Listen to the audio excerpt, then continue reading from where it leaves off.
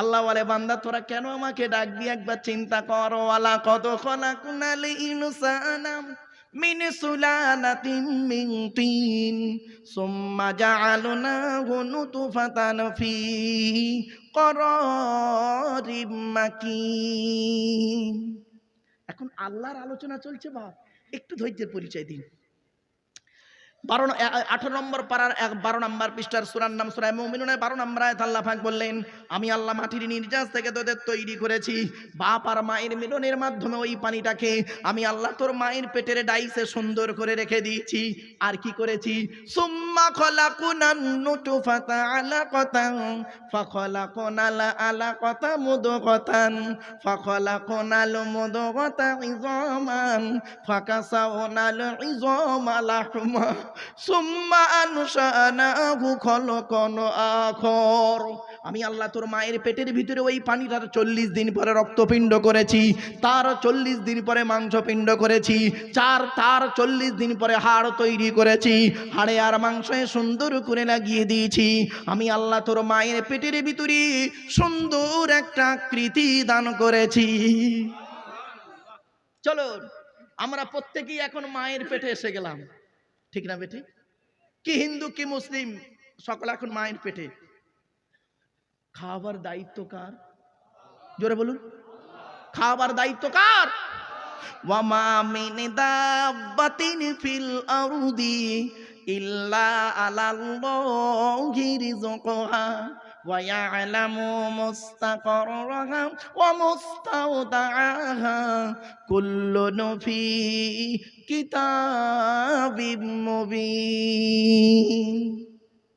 12 নম্বর পারার 1 নম্বর পৃষ্ঠার 1 নম্বর লাইন সূরার নাম সূরা হুদের মধ্যে আল্লাহ জানিয়ে দিলেন, এই পৃথিবীর জমিনে এমন কোন প্রাণী নেই রে যার খাবারের দায়িত্ব আমি আল্লাহ নিইনি।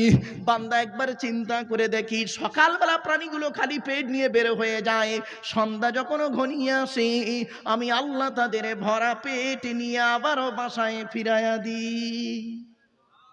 যে আল্লাহ একটা হাতিকে খাওয়াতে পারে, যে আল্লাহ একটা হাতিকে খাওয়াতে পারে, যে আল্লাহ একটা ময়েল সাপকে খাওয়াতে পারে, যে আল্লাহ একটা জিরাফকে খাওয়াতে পারে, যে আল্লাহ একটা ক্যাঙ্গারুকে খাওয়াতে পারে, যে আল্লাহ একটা তিমি মাছকে খাওয়াতে পারে, যে আল্লাহ একটা পিঁপড়েকে খাওয়াতে পারে, সে আল্লাহ আমাকে আপনাকে খাওয়াতে পারে না? জোরে বলুন, পারে না? চলুন কিভাবে খাওয়াচ্ছে দেখি। আল্লাহর খাওয়ানোর টেকনিক্যাল আর বান্দার খাওয়ানোর টেকনিক্যাল বিটুইন ফার ডিফারেন্স। চলুন উদাহরণ দিচ্ছি। আল্লাহ বলে, এই আব্দুল্লাহ গিল মারুফ, এই আব্দুল্লাহ গিল মারুফ, তুই যখন তোর মায়ের পেটের ভিতরে ছিলিস কি খাবারটা তুই খেলি? আমি আল্লাহ করলাম কি, মায়ের নাভির সঙ্গে তোর নাভিটা জুড়ে দিলাম। ইচ্ছা করলে মায়ের নাভির সঙ্গে তোর নাভিটা জুড়ে দিলাম, ইচ্ছা করলে ওই পানিটাকে আমি আল্লাহ তোর মায়ের পেটের ভিতরে মুখ দিয়ে খাওয়াতে পারতাম, কিন্তু না না না, ইন্নাল্লাহা ইউহিব্বুল মুতাতাহহিরিন, আমি আল্লাহ হলাম পবিত্র, তাই পবিত্রতাকে অত্যন্ত ভালোবাসি বলে মায়ের পেটের ভিতরে তোদের মুখগুলো প্রত্যেকের পবিত্র করে পাঠিয়েছি একটাই কারণ, পৃথিবীর জমিনে এসে এই পবিত্র জবান দিয়ে আমি আল্লাহ আমাকে আল্লাহ আল্লাহ বলে ডাকবি। যে আল্লাহ আমার আপনার মায়ের পেটের ভিতর থেকে মুখটাকে পবিত্র করে পাঠালো, কি হিন্দুর বাচ্চা কি মুসলমানের বাচ্চা, কি দাড়িওয়ালা কি বেদাড়িওয়ালা, কি শিক্ষিত কি অশিক্ষিত, মায়ের পেটের ভিতর থেকে এসে পবিত্র জবানটা এনে এই নিচের জিনিসটা সবসময় মুখে লেগে আছে, ঠিক না বেটি? আর একটা কমন শব্দ বলে দেখবেন কি জানেন, কথায় কথায় শালা, কথায় কথায় শালা বলবে কিরম দেখেন, তুই কোথায় থাকিস বে শালা, মানুষরা শালা অন্য কিছু শালা, পাগল কথা করে লেখাপড়া করে চাকরি পাবি, এ শালা বক্তা কি বলছে শালা বুঝতে পারিনি, চল শালা বাড়ি চল যাই।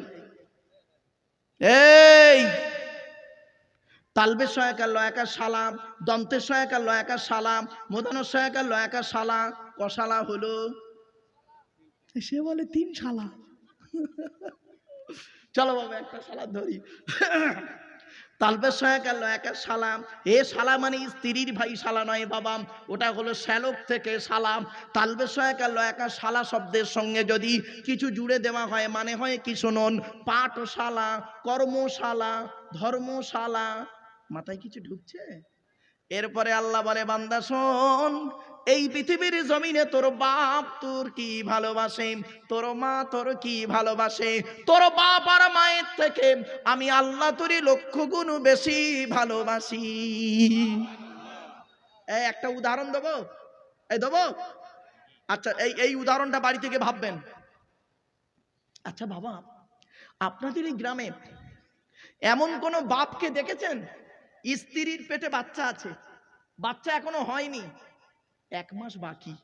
কোন বাপকে দেখেছেন আগে থেকে ল্যাকটোজিন 1-2 দুধ কিনে ঘরে সাজিয়ে রাখতে?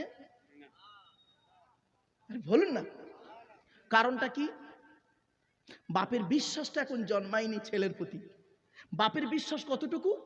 ছেলে হোক, মায়ের দুধ ছাড়ুক, তারপরে বাজার থেকে এনে খাওয়াবো। ঠিক না বেটি? চলুন, আমার আল্লাহ কি বলছে, এই আব্দুল্লাহ কিনে মারুফ, এই আব্দুল্লাহ কিনে মারুফ, তুই যখন তোর মায়ের পেটের ভিতরে ছিলিস, তোর বাপের বিশ্বাসটাই ছিল না ছেলে হবে কি মরবে কি বাঁচবে। সেজন্য তোর বাপ তোর জন্য আগে থেকে দুধ কিনে ঘরে সাজিয়ে রাখিনি। আমি আল্লাহ তোর বাপের মতো ওই রকম ভালোবাসি না। আমি আল্লাহ জানতাম রে, তুই যখন তোর মায়ের পেটের ভিতরে ছিলিস, 10 মাস 10 দিন পরে পৃথিবীর মুখ যখন দেখবি, তোর নাভির সঙ্গে মায়ের নাভিটা কেটে দেওয়া হবে, দুধের প্রয়োজন হবে। তাই আমি আল্লাহ করেছি কি, তুই যখন তোর মায়ের পেটের ভিতরে ছিলিস, তোর মায়ের শরীরের 80 ফোঁটা রক্তকে ফিল্টার করি তুই আসার আগেই তোর জন্য তোর মায়ের স্তনের ফোঁটায় দুধ আমি আল্লাহ আগেই পাঠিয়ে দিয়েছি।